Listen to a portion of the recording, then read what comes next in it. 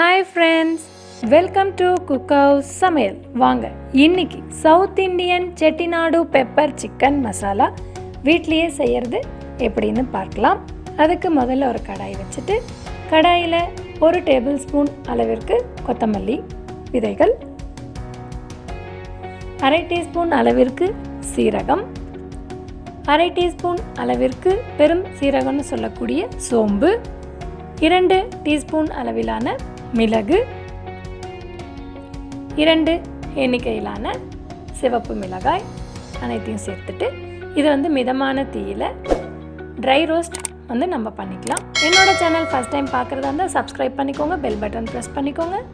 இது வறுபடும் போது நல்லா ஒரு மனம் வரும். அந்த மனம் வர வரையும் இதை நம்ம வறுத்துக்கலாம். மனம் வந்ததும் இதை ஆஃப் பண்ணிவிட்டு இந்த ஆறுனதுக்கப்புறம் ஒரு மிக்சர் ஜாருக்கு மாற்றிட்டு இதை பவுடர் பண்ணி கொண்டு வந்துடலாம். பாருங்கள், இதுதான் அந்த பவுடர். இது 2 ஸ்பூன் அளவிற்கு நான் எடுத்து வச்சுருக்கேன்.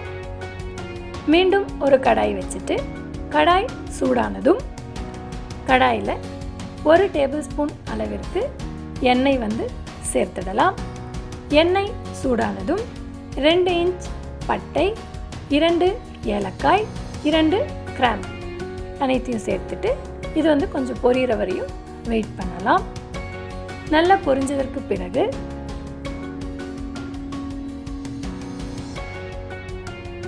இந்த வீடியோ பிடிச்சிருந்தனா லைக் பண்ணுங்க, கமெண்ட் பண்ணுங்க. 2 பெரிய வெங்காயத்தை சின்னதாக கட் பண்ணி எடுத்து வச்சிருக்கேன். அதையும் இதில் சேர்த்துடலாம். இதை சேர்த்துட்டு பொன்னிறம் ஆகும் வரை இதை நம்ம ஃப்ரை பண்ணிக்கலாம்.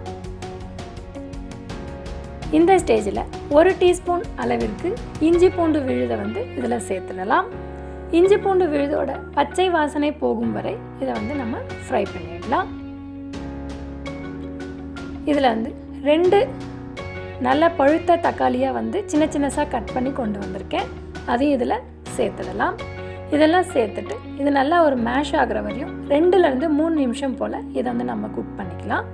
இதில் 1/2 டீஸ்பூன் அளவிற்கு மஞ்சள் தூள், 1 டீஸ்பூன் அளவிற்கு உப்பு இதையும் சேர்த்துட்டு இதை நம்ம ஃப்ரை பண்ணிக்கலாம்.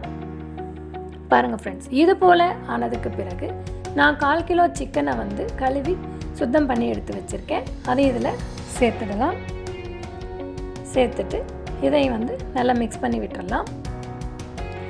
நல்லா மிக்ஸ் ஆனதன் பிறகு இதில் 1/4 லிட்டர் அளவிற்கு தண்ணி சேர்த்துட்டு 10 to 15 மினிட்ஸ் இதை நம்ம குக் பண்ணிடலாம்.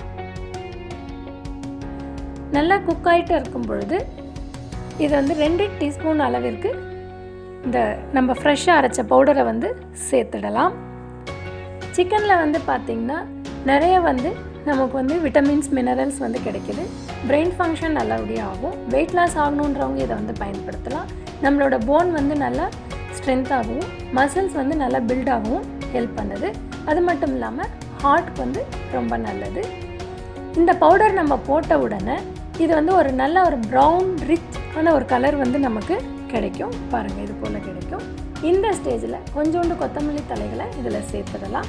அவ்வளோதான் ஃப்ரெண்ட்ஸ், ரொம்ப சுலபமான, குறைஞ்ச நேரத்தில் ரொம்ப ஈஸியான, சுவையான செட்டிநாடு சிக்கன் பெப்பர் மசாலா நம்ம பண்ணியிருக்கோம். நீங்களும் ட்ரை பண்ணி பாருங்கள். உங்களுக்கு பிடிச்சிருந்துன்னா என்னோட சேனலுக்கு கமெண்ட் பண்ணுங்கள், சப்ஸ்கிரைப் பண்ணுங்கள், ஷேர் பண்ணுங்கள். Eat healthy, be healthy. Thanks for watching my channel.